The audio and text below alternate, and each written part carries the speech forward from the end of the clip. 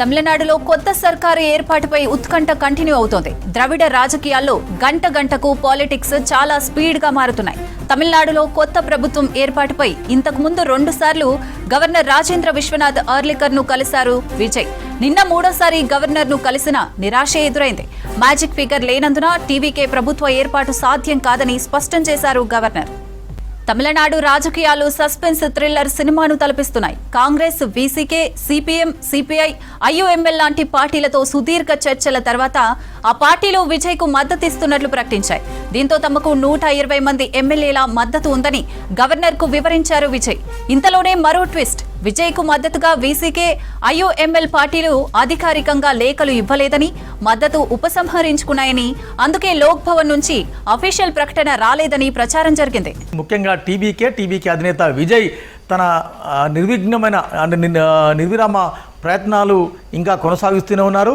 నిన్న శుక్రవారం రాత్రి పొద్దుపోయే వరకు ఎడతెగని ఉత్కంఠ, ఎడతెగని హైడ్రామా మధ్య లేఖల మద్దతు సంబంధించిన అంశం పెద్ద ఎత్తున దేశవ్యాప్తంగా చర్చకు దారితీస్తున్నాయి.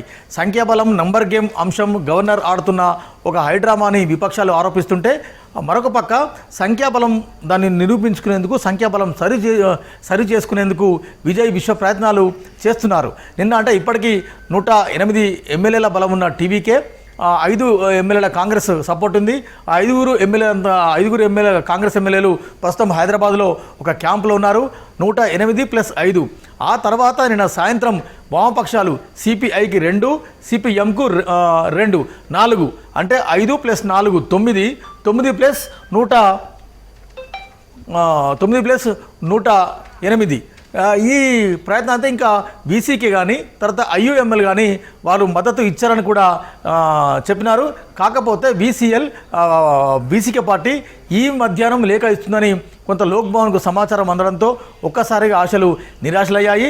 అంటే ఇప్పటికీ 108 ఎమ్మెల్యేల మద్దతు టీవీకేకు ఉంది.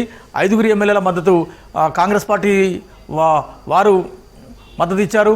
అదేవిధంగా 2 సిపిఐ, 2 సిపిఎం, మొత్తంగా కూడా 116 మంది ఎమ్మెల్యేల సంఖ్యాబలంతో ప్రస్తుతం టీవీకే ఉంది. అంటే మెజార్టీకి, మ్యాజిక్కి కేవలం 2 అడుగుల దూరంలో మాత్రమే టీవీకే పార్టీ ఉంది. ఆ 2 స్థానాలు మెజార్టీ ఎలా అన్నదే పెద్ద ఎత్తున చర్చ కొనసాగుతుంది. ఇవాళ ఒకవేళ వీసీకే అత్యవసర భేటీ అవుతుంది. వీసీకి కనుక అధికారికంగా లేఖ ఇస్తే విజయ్ ప్రభుత్వ ఏర్పాటు దారి సుగమమయ్యే అవకాశాలు స్పష్టంగా కనబడుతున్నాయి.